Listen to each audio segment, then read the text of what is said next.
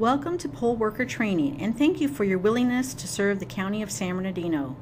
Poll workers play a vital role in conducting elections, and your participation in the process is appreciated. Today's training will consist of two parts: a 1-hour video training session that will provide you with an overview of the process that will take place at the polling place, and a 1-hour hands-on polling place simulation. There are two pieces of training materials for this class. The first is a handout of the slides that are presented on the screen. There should be a copy on your desk in front of you. Please take notes on this handout and feel free to take it home with you. The second piece of training material is a poll worker manual. The poll worker manual provides in detail the processes discussed today. The manual will be handed out at the end of class, and you should review it prior to serving on Election Day. If you are selected to work, be sure to bring your poll worker manual with you on Election Day. At the end of this training, you should understand all Election Day voting procedures, as well as the duties and responsibilities of each poll worker. Additionally, you will have gained the confidence and experience needed to process voters properly and provide them with excellent customer service. It is the goal of the Elections Office to ensure that each voter feels confident in the election process. To accomplish this, the voter should see an organized, efficient, friendly, and professional polling place.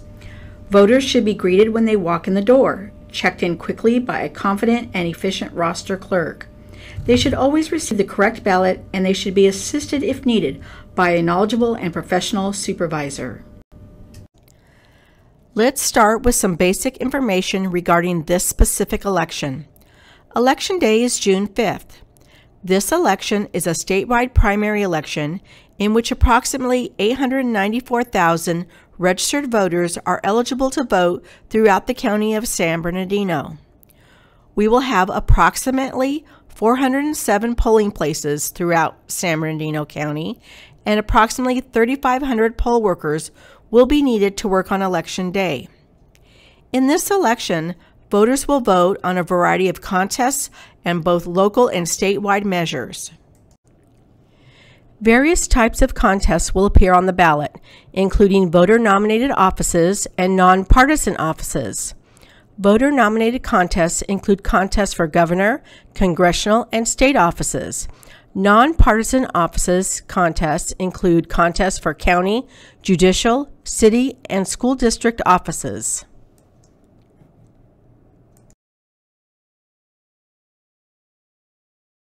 As in past years, the voting model for the County of San Bernardino offers citizens 3 alternative methods to vote. Voters will have the opportunity to vote by mail, to vote early at one of 5 early voting sites, or to vote on Election Day at their assigned polling place. Any registered voter can cast their ballot prior to Election Day. From May 7th to June 4th, eligible voters can vote early, Monday through Friday, from 7:30 a.m. to 5:30 p.m.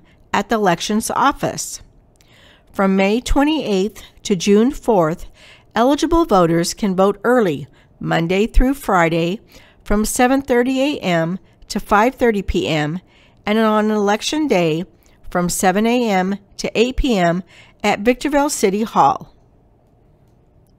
No matter which method a voter chooses, they will vote on paper ballots. However, voters with disabilities will also have the opportunity to vote on a touchscreen voting machine that will be available as required by the Help America Vote Act.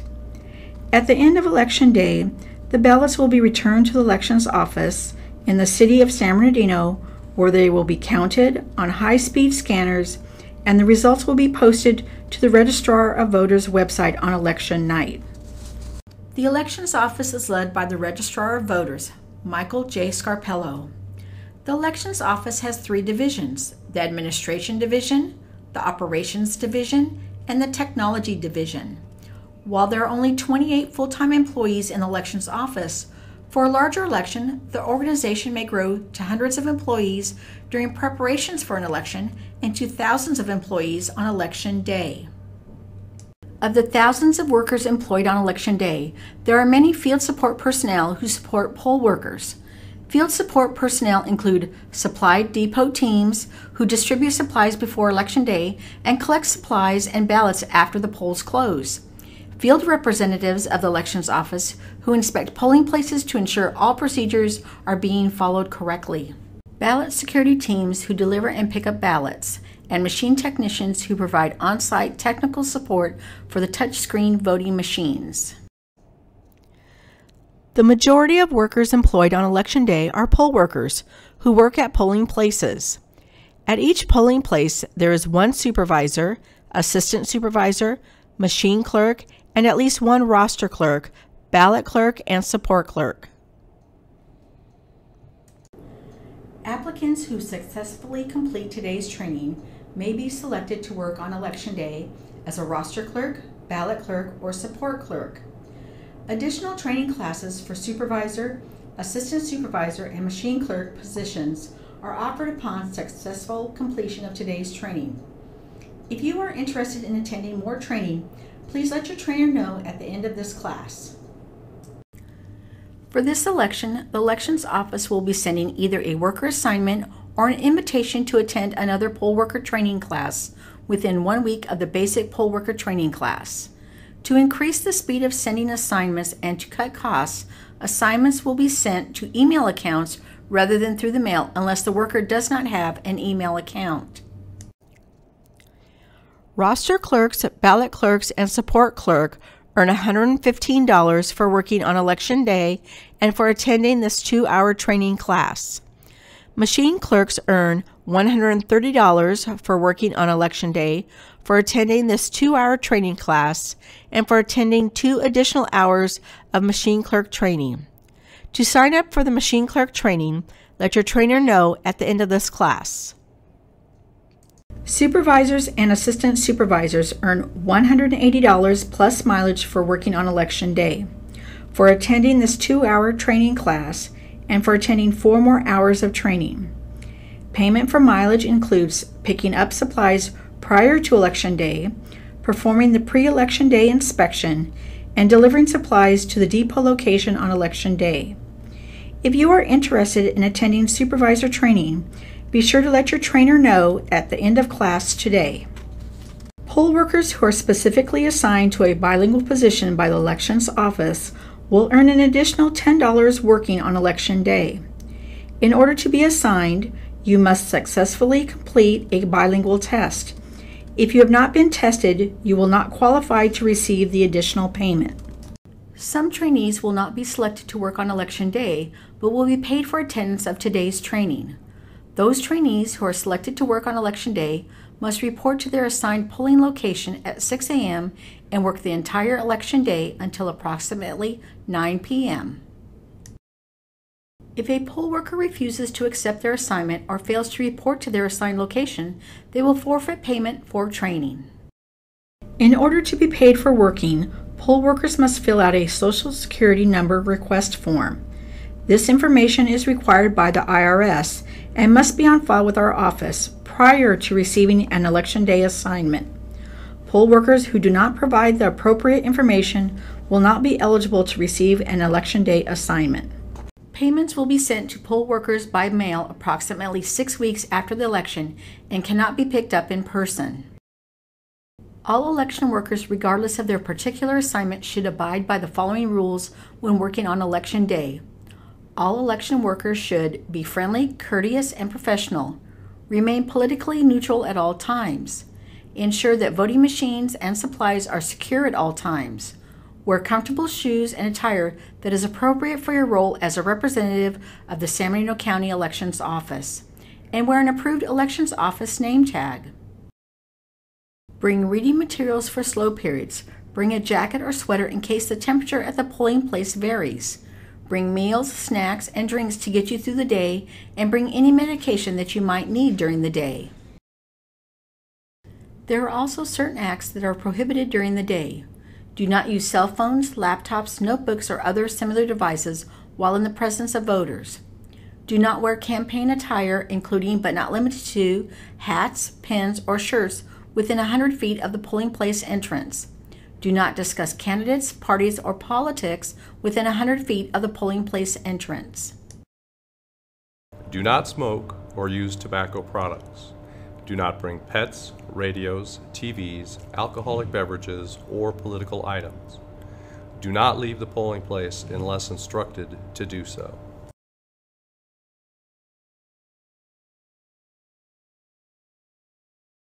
Now that we have talked about the Elections Division organization and the rules governing behavior on Election Day, let's discuss election procedures. This discussion will be broken into 9 parts. First, we'll talk about a supervisor's duties prior to Election Day. Then we'll review the procedures for opening the polls. After that, we'll review the duties of all poll workers. Next, we'll look at special exceptions to voting procedures. Then we'll look at how to assist voters with disabilities and non-English speaking voters. After that, we'll review emergency and safety procedures at the polling place. Next, we'll review restrictions on Election Day observers, and finally, we'll discuss how to close the polls at the end of the day. Let's begin by reviewing what supervisors' duties are to be performed prior to Election Day. While most of your election supplies will be delivered to your polling place by the elections office in the days leading up to the election, the supervisor is responsible for picking up certain supplies the weekend before Election Day. The supervisor will pick up the ballots, ballot boxes, the supervisor supply bag, and the supervisor notebook and elections office cell phone. When these supplies are picked up, your supervisor will follow strict security guidelines to ensure that the ballots are secure before the election. The supervisor notebook will contain a list of the assigned poll workers scheduled to work on Election Day. The supervisor is responsible for calling each poll worker on that list. So if you are selected to work, you should expect a call from your supervisor in the days leading up to the election. Now we want to discuss actions that will take place on Election Day. On election morning, you are expected to arrive at your polling place at 6 a.m. sharp. It is very important that you arrive at 6 a.m. because the polls must open promptly at 7 a.m., and there are many tasks that need to be performed before the polls open. At 6 a.m., your supervisor will work from the opening polls checklist to coordinate the activities of all poll workers in order to get the polls open in a timely manner. In your poll worker manual, you'll find a copy of the checklist. Please review this list prior to Election Day so that you will be better prepared to help opening your polling place by 7 a.m. Now let's take a look at a brief video that illustrates the opening of a polling place.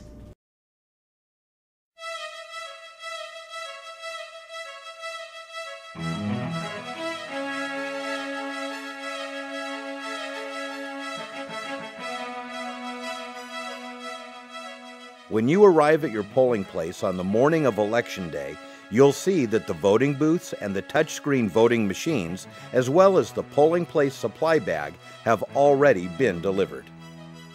Your polling place supervisor will bring the ballots, the card activator for the touchscreen voting machine, and other supplies in the supervisor's supply bag. Working from the Opening the Polls checklist, your supervisor will direct you on removing the items you will need to set up the polling place. There will be a number of voting booths for you to assemble. Simply attach the legs, stand them up, and insert the privacy panels. Then position them for use by your voters. An assigned poll worker will open and assemble the touchscreen voting machine. As listed in the Opening the Polls checklist, hang all instructional and the directional polling place signs where they can easily be seen by voters. Assemble the green, yellow, and red ballot boxes. The boxes are then placed on the ballot box table near the entrance of the polling place. Make sure to sign the ballot box seals and to place the seal on the boxes. But remember, before sealing the boxes, you should demonstrate to your coworkers that the boxes are empty. Once everything is set up and ready to go, at 7 o'clock, the polls are ready to open. The polling place supervisor will open the door and announce the opening of the polls. The polls are now open. And Election Day begins.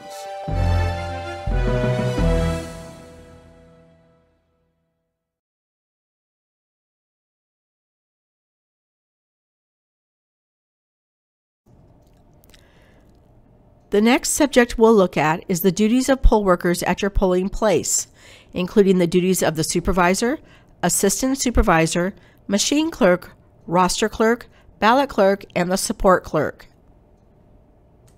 The supervisor is responsible for directing all activities that occur at a polling place. They are responsible for completing the checklist for opening the polls, handling special exceptions in voting procedures, and completing the checklist for closing the polls. Most importantly, the supervisor ensures that all procedures are followed correctly. The assistant supervisor is responsible for working with the supervisor to manage the activities at the polling place. In the event the supervisor is unable to fulfill their duties, the assistant supervisor assumes the role as supervisor. The assistant supervisor also helps the supervisor with handling special exceptions to the voting procedure and assists in assembling the touchscreen voting machine. After the polls close, the assistant supervisor is responsible for delivering voted ballots to a supply depot. The machine clerk is seated near the touchscreen voting machine. The machine clerk is responsible for assembling and disassembling the touchscreen voting machine and providing guidance on how to operate that machine. Additionally, if the touchscreen voting machine is not being used, the machine clerk is available to assist other clerks in processing voters. We've reviewed the duties of the supervisor and assistant supervisor. Next, we will watch a short video that provides a brief overview of how voting on paper ballots takes place at the polls. After that, we will review the duties of the roster, ballot, and support clerks.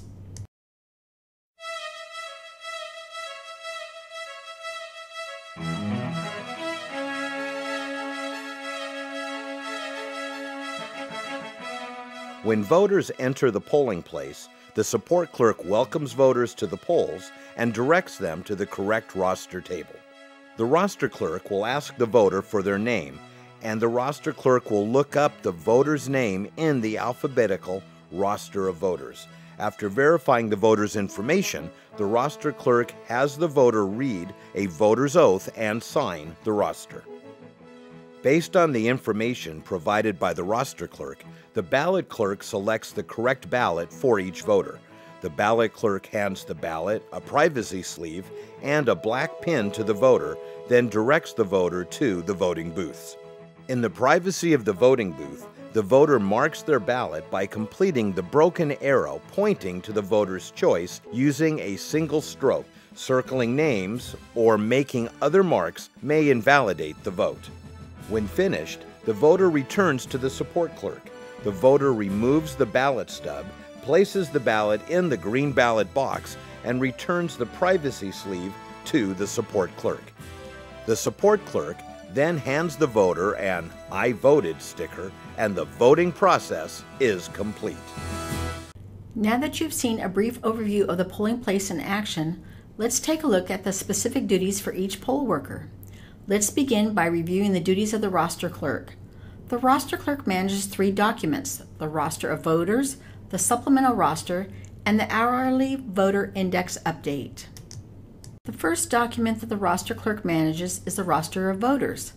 The roster of voters is an alphabetical list of registered voters that are allowed to vote at a polling place. The roster of voters is used to check in voters when they arrive at the polls. In some larger polling places, the rosters of voters is divided into sections. For instance, there may be a roster with voters with last names beginning with the letters A through K, and another roster with last names beginning with the letters L through Z. The second document that the roster clerk manages is the supplemental roster. The supplemental roster is another roster of voters that contains an updated alphabetical listing of registered voters. If a voter's name cannot be located in the roster of voters, the roster clerk should check that the voter's name is in the supplemental roster. The third document that the roster clerk manages is the hourly voter index update. On the hourly voter index update, a voter's ID number is recorded when they cast their vote. The update is posted hourly and is available for poll watchers so that they can track who has voted on Election Day. Now that we've reviewed the 3 documents that the roster clerk manages, let's go over how to process a voter using the roster of voters and the hourly voter index update. When a voter arrives at the roster table, the roster clerk works from left to right, step 1 to step 8 in the roster of voters. The first step is to ask the voter for his or her name and locate that name in the roster of voters. When the roster clerk finds that voter's name, the roster clerk should read that name aloud to confirm that the correct voter has been found. The second step is to ask the voter for his or her address. To confirm that it is correct, the roster clerk should read the address aloud. If the address is correct, proceed to step 3. If the voter's address is incorrect, flag the supervisor. The third step is to look in the instructions column for exception notes. If the instructions column field is blank, the roster clerk should proceed to step 4. In some instances, the instructions column may contain a specific message that signifies an exception to normal voting procedure. Exceptions to normal voting procedures may require the involvement of the supervisor.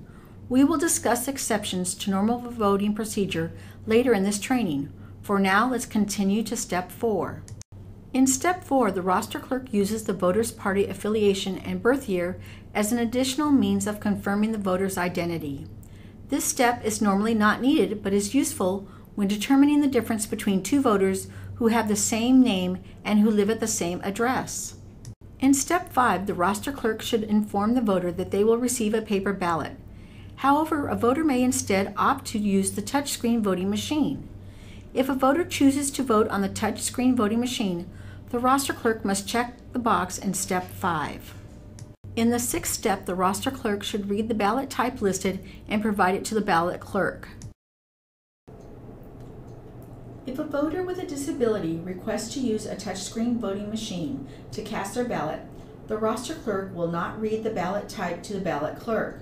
Instead, the roster clerk will write the voter's ballot type number on a touchscreen ticket and direct the voter to take the ticket to the assistant supervisor.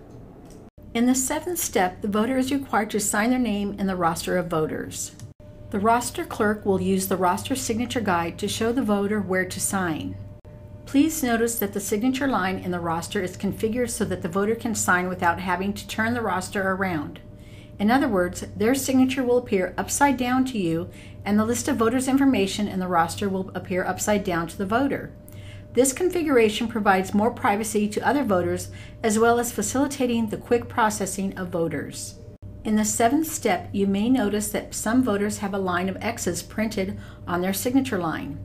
If you've reached step 7 and find X's printed on their signature line, you missed an important exception note printed in the instructions column. Go back to step 3, read the instructions, and flag the supervisor for assistance.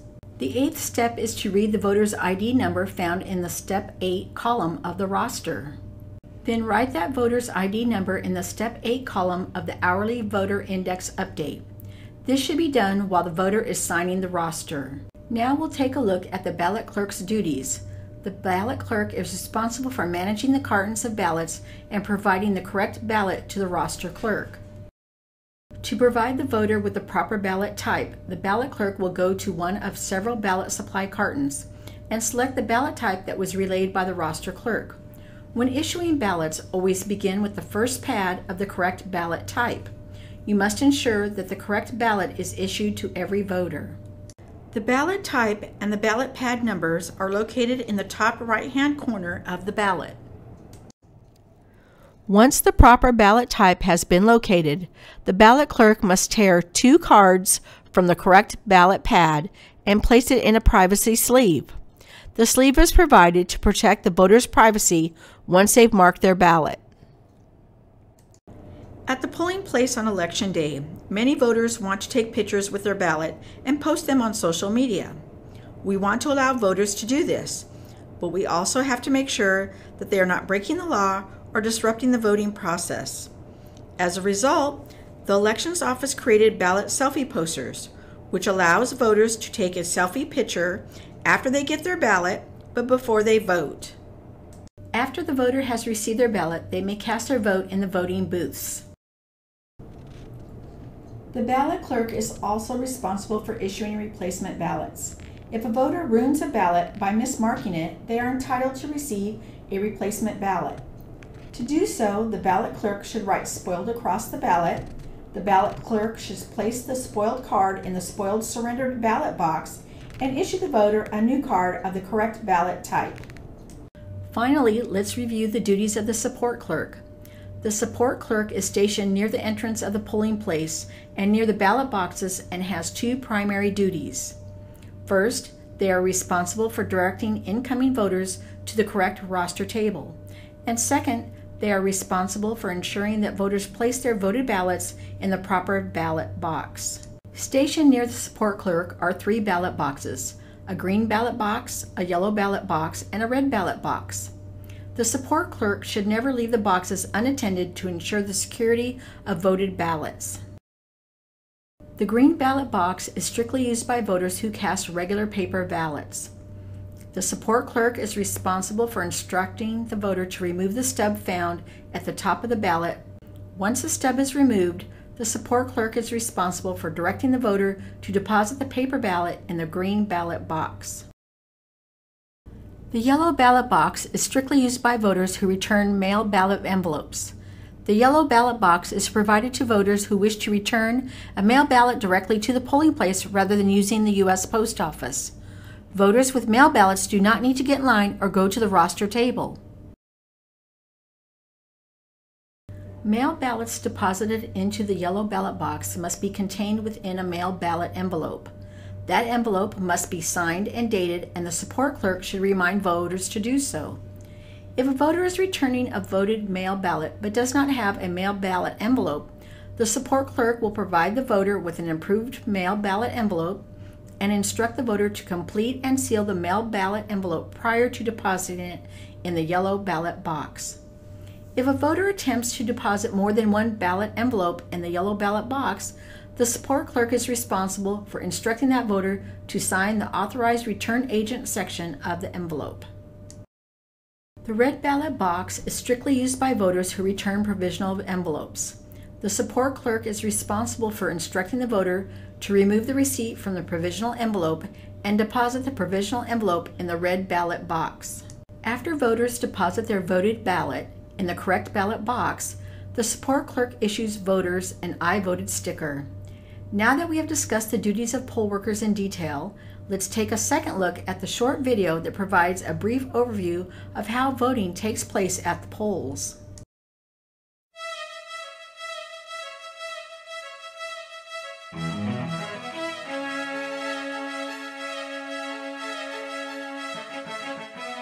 When voters enter the polling place, the support clerk welcomes voters to the polls and directs them to the correct roster table.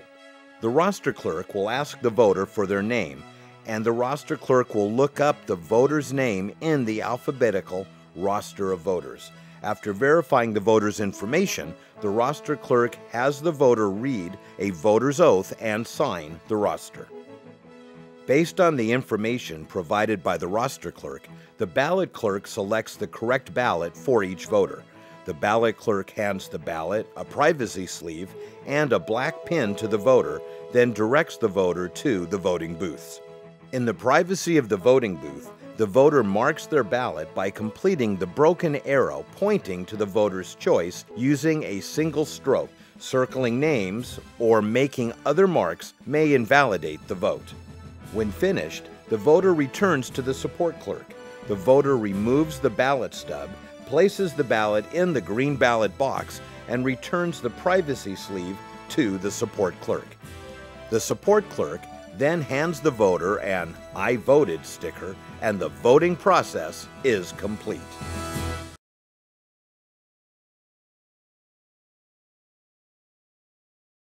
In the preceding video, we just witnessed how an ideal voter is processed at the polling place. Many times, an exception to normal voting procedures occurs. There are varying ways to handle these issues, and your supervisor will receive additional training on how to handle them. Exceptions occur when a person's name is not in the roster of voters or supplemental roster, the voter's address has changed or is incorrect, the voter needs assistance, the voter's right to vote is challenged, or the Step 3 instructions column is marked with a message. Earlier, we discussed that the Step 3 instructions column on the roster may contain a specific message that signifies an exception to normal voting procedure, and that exceptions to normal voting procedure may require the involvement of the supervisor. Next, we will discuss each message you may see in the Step 3 instructions column. There are 4 messages in the Step 3 instructions column. The first message, EV/Prov, means that this voter voted early. The second message, MB/Prov, means that this voter already voted by mail ballot. The third message, ID required, means that this voter has not met the state ID requirements. The fourth message, MB/surrender or Prov, means that this voter was sent a mail ballot but they did not vote it. If the EV/Prov or MB/Prov message appears in the Step 3 instructions column, the roster clerk should raise the small American flag to alert the supervisor. If the MB/surrender or Prov message appears in the Step 3 instructions column, the roster clerk should ask the voter to surrender their unvoted mail ballot. If the voter surrenders their mail ballot, they can vote a regular paper ballot. The roster clerk must first collect the unvoted mail ballot, place it in the spoiled/surrender box, and continue processing that voter. If the voter cannot surrender their mail ballot, the roster clerk should raise the small American flag to alert the supervisor. If the ID required message appears in the Step 3 instructions column, the roster clerk should ask the voter for valid identification. If the voter provides valid identification, the voter can vote normally. If the voter cannot provide valid identification, the roster clerk should raise the small American flag to alert the supervisor. Acceptable forms of identification are listed in the poll worker manual. If a special exception to the voting procedure takes place, and the roster clerk has signaled the supervisor by raising the small American flag, they should also ask the voter to step aside until the supervisor is available. Your supervisor will assist you and the voter as soon as he or she is available. The supervisor may deal with the issue at the roster table, or they may ask the voter to come with them to the supervisor's table. Many times, these special exceptions result in a voter being asked to vote a provisional ballot. A provisional ballot is issued to a voter if that voter's eligibility cannot be verified at the polling location. After the voter votes his provisional ballot, that ballot is placed in a provisional ballot envelope and is held at the elections office until a voter's eligibility is verified. If verified, the ballot is counted. Now that we know how to handle special exceptions to voting procedure, how to alert the supervisor, and what provisional ballots are, let's quickly review a summary of the provisional voting procedure. The roster clerk raises the small American flag to alert the supervisor or assistant supervisor of a voter who needs assistance. The supervisor or assistant supervisor will instruct the voter to complete the provisional ballot envelope, fill out the correct line of the provisional roster, select the proper ballot type, and instruct the voter to vote at a voting booth. The support clerk must then direct the voter to place the provisional ballot envelope in the red ballot box. Provisional ballots must always be handled by the supervisor or assistant supervisor. Processing provisional ballots must take place at the supervisor's table.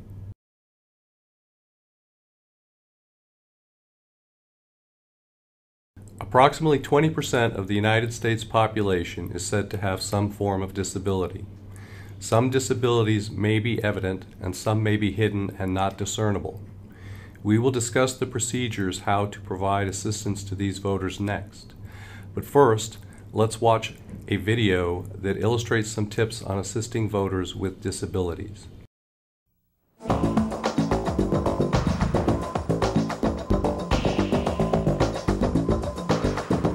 In a democracy, the right to vote is an equal opportunity affair. It's not restricted by race, sex, belief, or social status. Disability is also equal opportunity. It can occur at any age, no matter what race, gender, social, economic, or educational level. Yet people often feel uncomfortable when interacting with a person with a disability because they don't know what to say or do. Trust me, people with disabilities are just like everyone else, just with a disability. So when you're interacting with a person who has a disability, simply use common courtesy, the way you would with any voter. Here are a few points to keep in mind. Use people-first language. What that means is, refer to the individual first, not the disability. For example, a voter who is blind, a candidate who uses a wheelchair, an elector with a learning disability. Address your questions and comments directly to the person with a disability, not to their companion or assistant. And it's perfectly okay for you to offer assistance, but remember, that person may not need or want it. If your offer is accepted, ask for instructions on the best way to assist them. Don't make assumptions about what type of assistance a person with a disability might need. For those of you wanting an official definition, legal blindness is defined as having corrective vision of 20/200. Many people who are blind have some vision. Some use guide dogs, some use a white cane, and some may require sighted guide assistance when visiting a new location. People who are blind or have low vision may or may not read Braille. When speaking to a person who is blind, speak in a normal tone. Identify yourself when starting a conversation. After all, we don't read name tags. When guiding a person who is blind, offer them your elbow as a guide. Allow them to take your arm, not you taking theirs. Describe your path as you're walking. And most importantly, lead. Don't push or pull. And if they have a guide dog, don't grab the harness handle. Remember, when dealing with a guide dog or a service animal, never pet the animal without the owner's permission. And please, please don't ever distract the dog. If you're giving directions, make sure they're useful directions. Don't just say over there. Give them something concrete. Here's your ballot ticket. Okay, and the machine will be about 4 steps to your right and about 1 step to your left, and it'll be right in front of you. Perfect, thank you. Don't leave a person in empty space. Provide them with a physical object, like a table or a chair, so that they may remain oriented. Would you like some help to over to the table? Sure, that'd be great. Okay. All right, and here's the table. Stop real quick, and there we go. Thank you. Perfect, thank you. People use wheelchairs and other mobility aids, such as walkers and canes, for a variety of reasons. Some have paralysis, others neurological disorders, or one of any number of other things. So wheelchair users have a wide range of abilities, and a similar range of assistance may be needed. Here's an important concern. Don't hang or lean on someone's wheelchair. It's part of that person's personal space. It's not a piece of furniture. You wouldn't just walk up and lean against a complete stranger, would you? And please, never push a wheelchair without asking the user if they want to push. Remember, it's their choice. They may not need assistance. A cognitive disability can be caused by many things. A brain injury, a learning disability, or something that's developmental. But whatever it is, don't talk down to a person with a cognitive disability. In some cases, it's difficult to understand what's being said. That's okay. Just tell the person to speak slowly. If you can't understand what's being said, don't pretend that you can. It just makes things worse. Just ask the person to repeat it. Speak in concrete terms. Use short sentences. You may need to break instructions down 1 step at a time. Some people with disabilities may need extra time to cast their ballots. That's okay. Be patient. People who are deaf or hard of hearing use a variety of methods to communicate. Some hearing impaired people use sign language as a primary form of communication. Some don't. Many hard of hearing people rely on a combination of hearing aids and lip reading. Not all deaf people speak or read and write. Find out how the person communicates. Follow the person's cues to find out if they prefer gesturing, writing, or speaking. Or just ask the person what method of communication works best. Speak clearly and in a normal tone of voice. Shouting or exaggerating doesn't help communication. If the person is using a hearing aid, it will be calibrated to typical voice levels, and your shout will just sound distorted. Don't cover your mouth with your hands or talk with food in your mouth. Exaggerated lip movements will just make speech reading more difficult. Natural facial expressions and gestures are an important communication tool for anyone. To get a person's attention, call his or her name. If there's no response, give a visual signal such as a wave or a light touch on the arm or shoulder. Please, if an interpreter is present, speak directly to the person, not the interpreter. I need you to ask her to show me her ID. Ignoring the person who's actually there to vote is impolite. Oh, I'm sorry. Could I see your ID, please? Like we've said, in so many ways, people with disabilities are like everyone else. Can you guess what disability I've got? Didn't think so. Remember, state and federal laws now require that people with disabilities have equal access to voting, including polling places and the opportunity to vote privately and without assistance.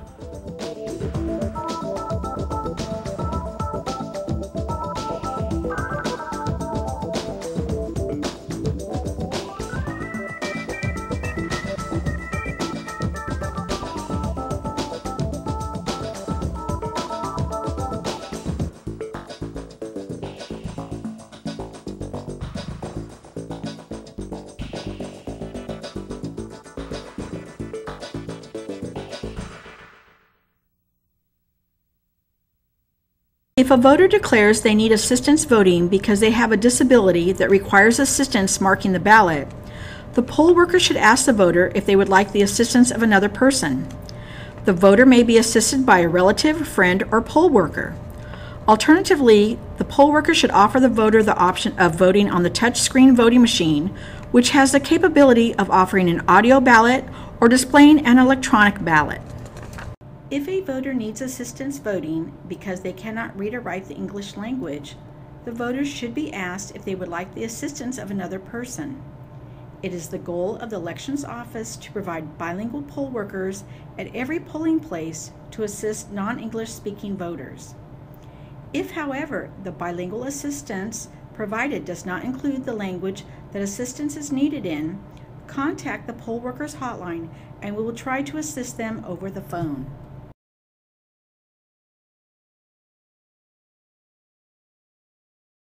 The next section we'll discuss is a very important one. This section deals with safety and emergency procedures. Before Election Day, the polling place supervisor should review the safety section of their supervisor manual. On Election Day, as early as possible, the supervisor should determine the emergency procedures of the building housing the polling place, locate emergency exit routes and shelter locations, and review safety information with poll workers. It is not just the polling place supervisor who should be concerned with safety. All poll workers should. Review the safety section of the poll worker manual. Think about what they would do in case of an emergency. Be on the lookout for anything unusual. Never do something that would put their life or health at risk, and review safety procedures with their supervisor. If any serious emergency situation occurs, dial 911 immediately. When the power goes out, secure all essential voting materials and follow the supervisor's directions to continue voting when safe to do so. If a medical emergency occurs, alert the supervisor, dial 911, and contact the poll workers hotline. Should there be a fire, alert the facility and follow the procedures in the poll workers manual. If the supervisor orders the facility to be evacuated, secure all voting materials if safe to do so and meet at a predetermined location. The first steps in an earthquake is to stop what you are doing, get as low to the ground as possible, and cover your head, neck, and back. If you feel uneasy or threatened or approached by an aggravated voter, remember to stay calm and notify your supervisor. Do not escalate or investigate the situation. In case you received a bomb threat, stay calm and do not search for the device. You will then notify the supervisor and dial 911 and the poll workers hotline and relay what you saw or heard. If you witness an active shooting, there are 3 steps that you will want to follow. Step 1, run and get to a safe place as quickly as possible. Or step 2, if you cannot run, then find a location to hide and barricade yourself in. Or step 3, only as a last resort, you should fight and protect yourself. After dialing 911 and assisting voters in evacuating the facility, remove the rosters of voters, ballot boxes, machine cartridges, and unvoted ballots from the polling place, but only if it is safe to do so. After that, call the poll worker hotline. The 8th election procedure we'll discuss deals with election observers. There are 3 different types of observers that may show up on election day. They are poll watchers, media observers, and official observers. A poll watcher is someone, usually, who has been selected by a political party, a candidate, or by the opponents or proponents of a ballot issue to represent their interests during an election. Poll watchers are allowed to review the list of voters in voter indexes, bring a list of electors previously maintained by another watcher, and witness and verify each step of the election process from prior to the opening of the polls through the completion of the count. Poll watchers are not allowed to interact with anyone at the polling place but the supervisor. They may not be within the voting booth area, sit at the roster table, or interfere with the voting process or the poll workers while the polls are open. Media observers are members of the media who have valid and current media credentials. Members of the media and pollsters may not conduct interviews within 25 feet of the entrance to the polling place. They may not interfere with the election process, nor may they photograph or videotape a voter without the voter's permission. In addition to these legally imposed restrictions, the media should be encouraged by the supervisor to respect the privacy of voters and remain well beyond the minimum distance. An official observer is a representative of the state or the federal government and may be present in all phases of the election process.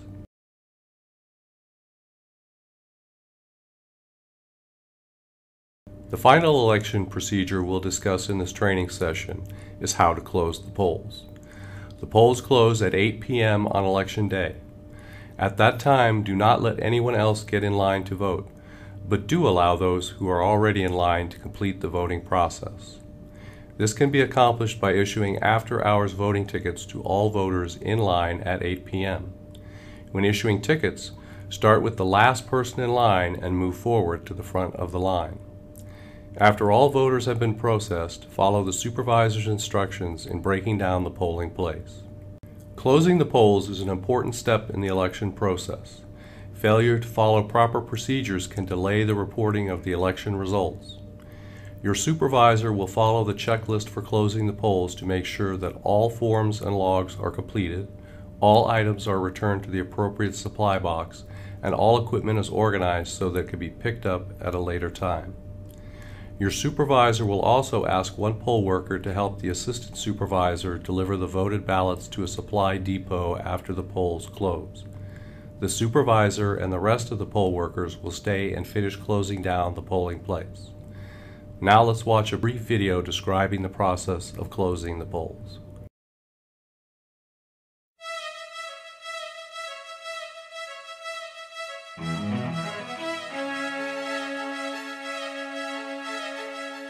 Shortly before 8 p.m., the polling place supervisor will prepare for closing by going to the entrance and passing out after-hour voting tickets to anyone in line. Promptly at 8 p.m., the supervisor will announce the polls are now closed. When the final voter has left, it's time to start breaking down the polling place. Working from the Closing the Polls checklist, your polling place supervisor will direct the closing activities. One of the first activities will be the sealing and immediate delivery of the ballot boxes by 2 poll workers who are selected by the supervisor. The rest of the poll workers and the supervisor will disassemble the voting booths. They will return all tables and chairs to their proper places, and they will help clean up the general voting area. An assigned poll worker will close and seal the touchscreen voting machine. All maps and other signs should be taken down and returned to the appropriate supply bags. The roster table supplies and signs should be returned to their appropriate supply bags. As listed on the Closing the Polls checklist, the appropriate materials should be returned to the supervisor supply bag. This bag and other materials will be returned to the supply depot by the polling place supervisor. The voting booths, the touchscreen voting machines, and the polling place supply box are left for pickup at a later time. Your day at the polls is now finished, but others will be working through the night to count the ballots and post the election results. Your hard work and dedication are important contributions to the democratic process.